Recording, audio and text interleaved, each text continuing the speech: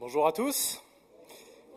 Bon, je vais vous mettre un peu dans le contexte. Imaginez que vous ayez passé 3 ans de votre vie à suivre quelqu'un de jour comme de nuit à travers tout le pays.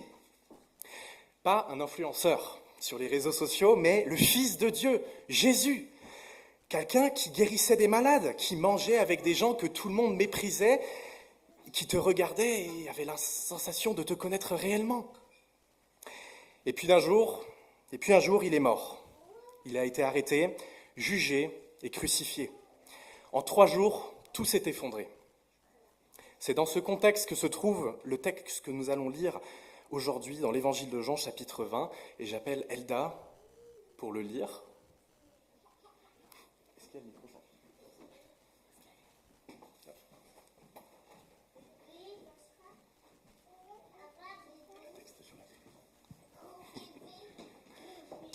Le dimanche, Marie de Magdala se rendit au tombeau de bon matin, alors qu'il faisait encore sombre, et elle vit que la pierre avait été enlevée de l'entrée du tombeau.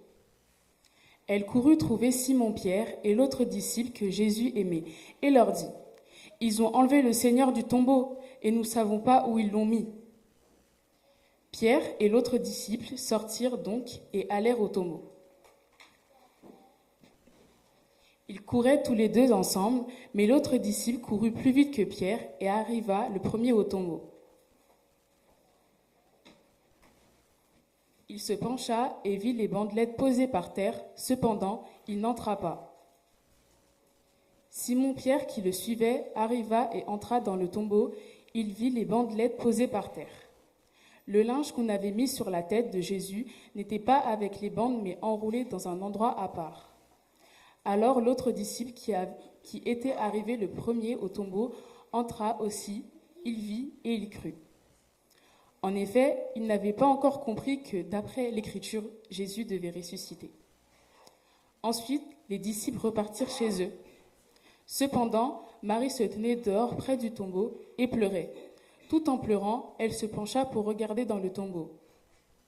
Et elle vit 2 anges habillés de blanc assis à la place où avait été couché le corps de Jésus, l'un à la tête et l'autre aux pieds. Ils lui dirent : « Femme, pourquoi pleures-tu ? » Et leur répondit : « Parce qu'ils m'ont enlevé mon Seigneur, et je ne sais pas où ils l'ont mis. » En disant cela, elle se retourna et vit Jésus debout, mais elle ne savait pas que c'était lui. Jésus lui dit : « Femme, pourquoi pleures-tu ? Qui cherches-tu ? » Pensant que c'était le jardinier, elle lui dit : « Seigneur, si c'est toi qui l'as emporté, dis-moi où tu l'as mis et j'irai le prendre. » Jésus lui dit : « Marie !» Elle se retourna et lui dit en hébreu : « Rabouni », c'est-à-dire maître.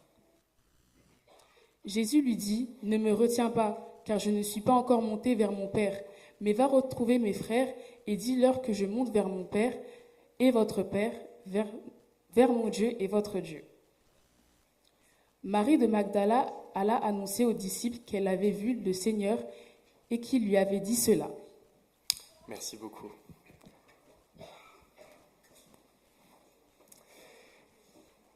C'est le matin, il est très tôt. Bon, c'est un peu compliqué de se lever le matin, mais une femme, Marie de Magdala, elle se rend au tombeau.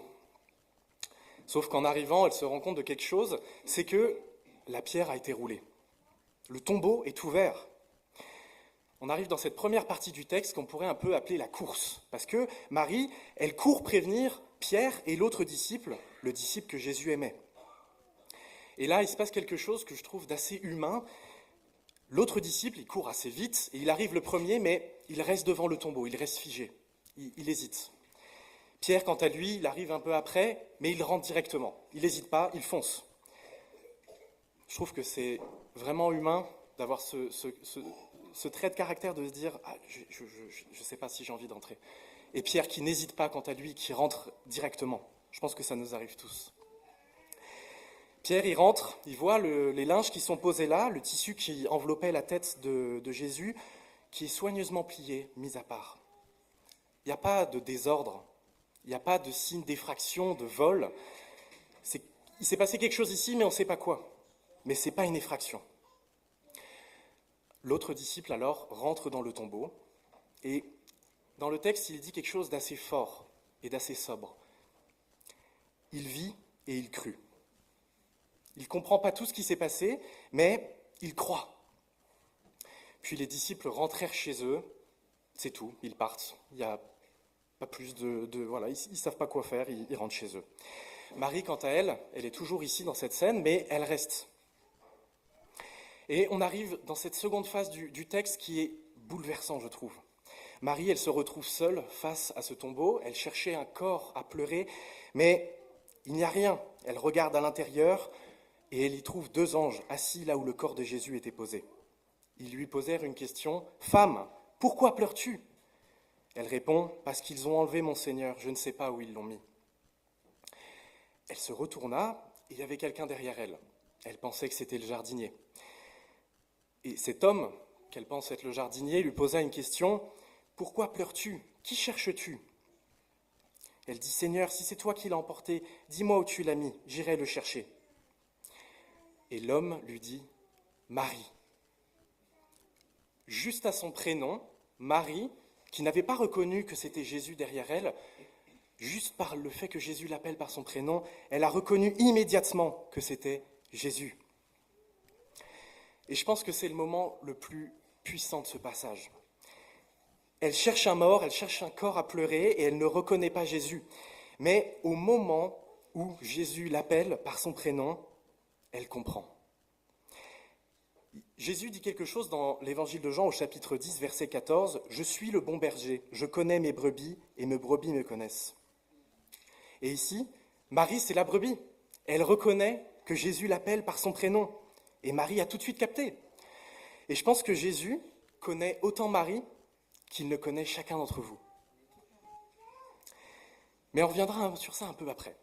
On va continuer un peu le texte. Marie, se rendant compte que c'était Jésus, elle veut le saisir parce qu'elle ne croyait plus jamais le voir et finalement elle le revoit. Mais Jésus dit quelque chose qui peut nous paraître un peu étrange. « Ne me retiens pas, car je ne suis pas encore monté vers le Père. » Jésus ne s'y oppose pas fermement, mais je pense que ici c'est une invitation à comprendre que quelque chose de nouveau va commencer. La relation avec Jésus va être différente. Elle ne va plus être physique, c'est-à-dire que les disciples ne vont plus pouvoir voir Jésus, mais la relation va devenir plus profonde, mais pas moins réelle. Et Jésus va donner à Marie l'une des missions, la mission la plus importante. Jésus lui dit « Va trouver mes frères et dis-leur. » Marie, cette femme qui pleurait seule devant le tombeau vide il y a quelques minutes, devient la première personne à annoncer la résurrection de Jésus.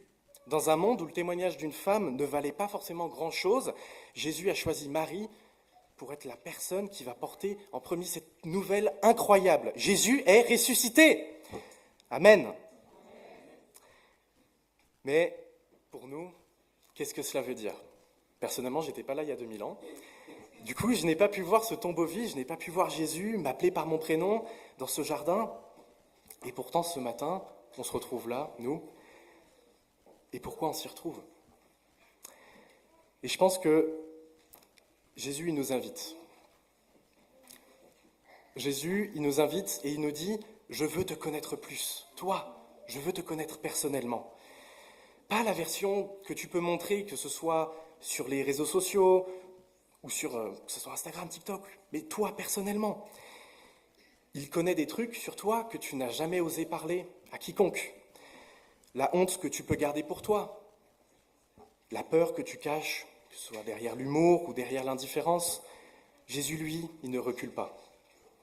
Il dit ton prénom et il t'appelle. Et ça veut dire quelque chose d'important pour chacun d'entre nous, c'est qu'il ne nous confond pas avec quelqu'un d'autre. Il ne nous confond pas avec quelqu'un d'un groupe, que ce soit au lycée, dans une famille nombreuse, dans le travail, dans les études. Non, Jésus veut que nous nous sentions uniques parce que nous sommes uniques à ses yeux. Jésus ne fonctionne pas comme ça, dans le sens où Marie n'était pas une disciple parmi les autres. Non, elle était Marie. Et toi, tu n'es pas une personne parmi les autres ce matin. Tu es enfant de Dieu. Et ça veut dire aussi quelque chose de la part de Jésus, c'est qu'il prend cette initiative de venir vers nous. Marie ne l'a pas cherché et trouvé. Non, c'est lui, c'est Jésus qui l'a appelé par son prénom. La foi chrétienne, ce n'est pas si tu fais assez d'efforts, si tu es assez bien, tu finiras peut-être par atteindre Dieu. Non, c'est l'inverse. Dieu, il vient vers nous, c'est lui qui vient, c'est lui qui nous appelle. Et nous avons juste à nous retourner, à répondre à son appel. La question que j'aimerais vous poser pour chacun d'entre nous ce matin, c'est la même que Jésus a posée à Marie. Pourquoi pleures-tu ? Qui cherches-tu ? Et cette question, j'aimerais que vous preniez quelques instants pour vous la poser, pour vous aussi. Qu'est-ce que tu cherches ? Je vais prendre un instant pour prier. Merci Seigneur pour ce sacrifice, Seigneur, que tu as fait à la croix pour nous, pour cette relation, Seigneur, que tu veux avoir avec nous personnellement, parce que tu nous connais, Seigneur. Tu nous as appelés enfants de Dieu, Seigneur, et ton amour, Seigneur, est puissant et grand. Et je te remercie, Seigneur, pour ce premier appel que tu as fait envers nous. Permettre que chacun d'entre nous puissions répondre à cet appel, à répondre à l'appel de notre nom, Seigneur, parce que tu es le Dieu tout-puissant, Seigneur, qui, grâce à toi, Seigneur, nous a sauvés de ce péché qui nous retenait loin de toi. Au nom de ton Fils Jésus. Amen. Un tombeau vide, c'est la pièce de monnaie qui a disparu de l'enveloppe tout à l'heure. Des disciples qui courent vers le tombeau, Matthieu nous en a parlé. Un Jésus confondu avec le jardinier par Marie. Un Thomas, on va le lire, qui ne croira ses frères que s'il met son doigt dans la marque laissée par les clous et sa main dans son côté. Des événements qui se sont déroulés il y a bien longtemps, il y a un peu moins de 2000 ans. Qu'est-ce qu'ils ont à voir avec nous ? Pourquoi est-ce que nous en parlons encore ce matin ? Pourquoi est-ce que nous célébrons ce que nous appelons la résurrection de Jésus ? En plus de continuer à méditer sur le texte que Matthieu a déjà lu, on va lire la suite à partir du verset 19, toujours au chapitre 20 de l'évangile de Jean. Évangile selon Jean, chapitre 20, verset 19 jusqu'à 31. On va terminer la lecture du chapitre. On est au même jour, le soir de ce même dimanche, les portes de la maison où les disciples se trouvaient étaient fermées, car ils avaient peur des chefs juifs. Jésus vint alors se présenter au milieu d'eux et leur dit « Que la paix soit avec vous ».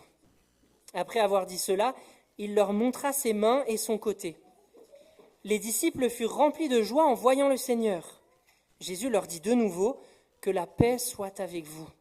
Tout comme le Père m'a envoyé, moi aussi, je vous envoie. » Après ces paroles, il souffla sur eux et leur dit « Recevez le Saint-Esprit. Ceux à qui vous pardonnerez les péchés, ils leur seront pardonnés. Ceux à qui vous les retiendrez, ils leur seront retenus. » Thomas, appelé Didyme, l'un des 12, n'était pas avec eux lorsque Jésus vint. Les autres disciples lui dirent donc « Nous avons vu le Seigneur. » Mais il leur dit « Si je ne vois pas dans ses mains la marque des clous, si je n'y mets pas mon doigt et si je ne mets pas ma main dans son côté, je ne croirai pas. » 8 jours après, les disciples de Jésus étaient de nouveau dans la maison et Thomas se trouvait avec eux. Jésus vint alors que les portes étaient fermées, se tint au milieu d'eux et dit « Que la paix soit avec vous. » Puis il dit à Thomas « Avance ton doigt ici et regarde mes mains. Avance aussi ta main et mets-la dans mon côté. Ne sois pas incrédule, mais crois. » Thomas lui répondit « Mon Seigneur et mon Dieu !» Jésus lui dit « Parce que tu m'as vu, tu as cru. Heureux ceux qui n'ont pas vu et qui ont cru. » Jésus a accompli encore en présence de ses disciples beaucoup d'autres signes qui ne sont pas décrits dans ce livre. Mais ceux-ci ont été décrits afin que vous croyiez que Jésus est le Messie, le Fils de Dieu, et qu'en croyant, vous ayez la vie en son nom. Amen. Je vous invite à prier. Seigneur, ta parole est la vérité. Transforme-nous par ta vérité. Amen. Ce récit de la résurrection qui nous est rapporté par l'évangile de Jean, donc la partie que Matthieu a lue et celle que je viens de lire maintenant, c'est le récit de la résurrection le plus long qu'on trouve dans les 4 évangiles. Et il se déroule en 4 scènes, sans compter la scène qui se déroule sur la plage, qui est racontée au chapitre 21, et dont on reparlera dans quelques semaines. Mais au chapitre 20, on a 4 scènes, avec le passage d'une scène à l'autre qui est parfois un peu abrupte. Mais un fil rouge, malgré tout, tisse le récit entre ces 4 scènes. Dans la première scène que vous avez entendue tout à l'heure, Marie de Magdala se rend au tombeau un dimanche matin tôt et constate qu'il est vide. Elle court trouver Pierre et le disciple que Jésus aimait, qui courent eux aussi vers le tombeau et constatent à leur tour qu'il est vide. En voyant qu'il est vide, le disciple que Jésus aimait croit. On ne nous dit pas ce qu'il croit, mais il semble comprendre que Jésus est ressuscité à la simple vue du tombeau vide. Dans la deuxième scène que Matthieu a lue également, Jésus apparaît cette fois-ci à Marie de Magdala près du tombeau. Elle le prend d'abord pour le jardinier, puis Jésus l'appelle par son nom et elle le reconnaît. Première missionnaire, comme nous l'a dit Matthieu, elle part vers les disciples pour leur annoncer qu'elle a vu le Seigneur. C'est le soir de ce même dimanche ensuite que se déroule la troisième scène. Jésus apparaît maintenant aux disciples, à part Thomas, qui n'est pas là, alors qu'ils sont enfermés dans une maison par peur de la persécution. Jésus envoie les disciples comme il a été lui-même envoyé par le Père. Il leur annonce qu'ils recevront le Saint-Esprit et leur donne une certaine autorité en tant qu'apôtres dans le pardon des péchés. La dernière scène, enfin, la 4e, se déroule un autre jour, 8 jours après, toujours dans la maison, fermée à double tour. Cette fois-ci, Thomas est présent. Jésus lui présente la marque des clous sur ses poignets et la cicatrice sur son côté. Continuité dans la résurrection. C'est bien son corps qui est revenu à la vie par la résurrection. Il y a les marques sur ses poignets et la cicatrice sur son côté. En voyant ces marques, en reconnaissant que Jésus est bien ressuscité, Thomas s'exclame « Mon Seigneur et mon Dieu ». Il reconnaît en Jésus le Seigneur et Dieu lui-même. Et puis Jésus dit cette béatitude « Heureux ceux qui n'ont pas vu et qui ont cru ». Et enfin, le chapitre se termine par une note originale à travers laquelle l'auteur nous révèle son but en écrivant cet évangile.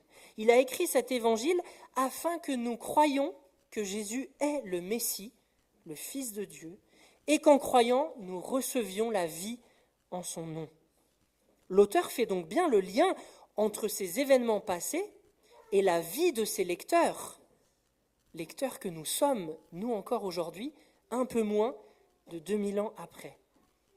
Ces choses nous concernent parce que l'auteur les a écrites afin que nous sachions, que nous croyions que Jésus est le Messie, le Fils de Dieu, et qu'en croyant, nous recevions aujourd'hui encore la vie en son nom. Un fil rouge, je le disais, tisse donc ces scènes ensemble. C'est celui de l'articulation entre la foi et la vue. Et nous nous retrouvons alors concernés par ce dont parlent ces scènes. Nous croyons sans avoir vu. Sur la base de quoi pouvons-nous croire sans voir ? Croire sans voir, n'est-ce pas confondre son imagination avec la réalité ? Est-ce que ça ne revient pas à mettre sa foi dans des fables inventées ? Heureux ceux qui n'ont pas vu et qui ont cru, dit Jésus. D'une certaine manière, c'est déjà l'expérience du disciple que Jésus aimait. À la simple vue du tombeau vide, à la simple vue des bandelettes posées par terre et du linge pour la tête roulée à part, il croit. Il naît à la foi sans avoir encore vu le Seigneur. Il nous ouvre le chemin du croire sans voir, bien que lui croit en voyant quelque chose. Il voit le tombeau vide. Face à lui, face aux disciples que Jésus aimait, Thomas pourrait sembler servir de contre-exemple. Lui refuse de croire sans avoir vu, et même sans avoir touché les cicatrices sur le corps du Seigneur. On peut peut-être lui reprocher de ne pas avoir cru les autres disciples, qui lui racontent avoir vu le Seigneur. Mais je ne pense pas que sa volonté de voir le Seigneur soit coupable. Le croire sans voir qui est le nôtre ne pouvait pas être aussi celui des apôtres. Si tous les chrétiens de tous les temps avaient cru sans voir, alors nous aurions mis notre foi dans un événement sans témoin. Et notre foi reposerait sur pas grand-chose, sinon sur rien. Mais la foi chrétienne n'est pas ainsi. Notre foi repose sur le témoignage de ceux qui ont vu et qui ont touché. Notre foi repose sur le témoignage des apôtres qui ont vu le ressuscité. Voilà pourquoi nous pouvons dire chaque année le matin de Pâques, il est vraiment ressuscité. Nous ne croyons pas en des fables inventées par des hommes, nous croyons le témoignage des hommes et des femmes qui l'ont vu et touché. Les apôtres et les femmes qui ont assisté à la résurrection jouent un rôle de médiation, en quelque sorte, entre le Christ ressuscité et nous. Ils sont les témoins par qui la nouvelle de la résurrection parvient jusqu'à nous. Jésus leur a donné une autorité particulière pour poser les fondements de l'Église une fois pour toutes. Mais même là, n'y a-t-il pas un risque que le message se torde en étant transmis sur 2000 ans ? N'y a-t-il pas le risque d'un effet téléphone arabe ? Si le message était transmis à l'oral seulement, de personne en personne, c'est sûr qu'en 3 ou 4 générations seulement, il y aurait déjà eu de grosses modifications du message. Mais ce n'est pas ce qu'il s'est passé. Les apôtres ont posé les fondements de l'Église, notamment en mettant leur témoignage par écrit, de telle sorte que chaque génération, jusqu'à nous aujourd'hui, a directement accès, par le Nouveau Testament, au témoignage apostolique. C'est ce que Jean dit ici lorsqu'il explicite le but pour lequel il a écrit son évangile. Il l'a écrit afin que vous croyiez que Jésus est le Messie, le Fils de Dieu, et qu'en croyant, vous ayez la vie en son nom. Les apôtres ont posé leur témoignage par écrit pour que nous puissions avoir un témoignage fiable de ce qui s'est passé ce matin de Pâques. Il ne s'agit donc pas pour les apôtres de nous transmettre une simple information sur un événement passé auquel ils ont assisté. Il s'agit que nous croyons. Et il s'agit qu'en croyant, nous recevions de Jésus, ce Jésus ressuscité dont il témoigne, la vie en abondance, la vie en plénitude. Et tout cela est possible parce qu'il témoigne de celui qui, par la résurrection, est toujours vivant aujourd'hui.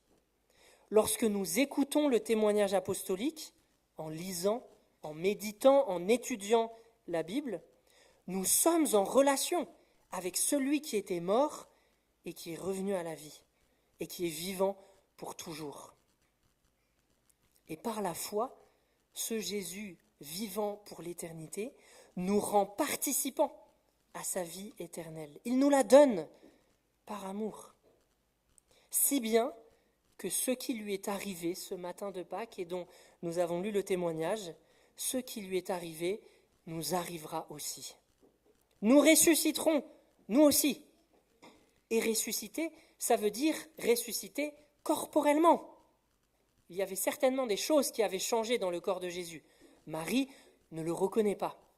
Mais c'est bien son corps. Il n'a pas eu un nouveau corps créé à partir de rien. C'est bien son corps, dans son corps, qu'il est revenu à la vie. Il y avait encore les marques des clous et la marque du coup de lance sur le côté.